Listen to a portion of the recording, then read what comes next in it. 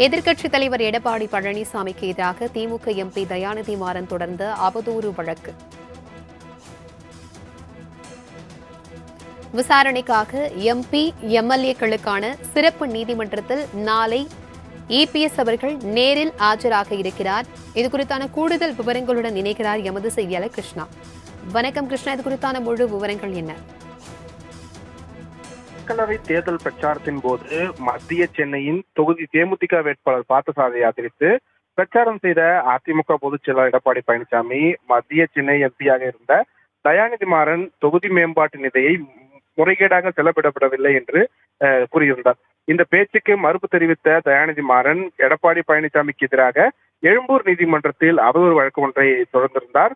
இந்த வழக்கு சென்னை மாவட்ட ஆட்சியர் அலுவலகத்தில் இருக்கக்கூடிய எம்பி எம்எல்ஏக்கள் மீதான வழக்குகளை விசாரிக்கக்கூடிய சிறப்பு நீதிமன்றத்திற்கு மாற்றப்பட்டிருந்தது.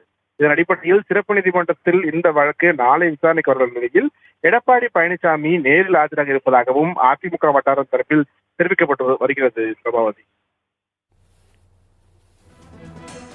தகவல்களுக்கு நன்றி கிருஷ்ணா.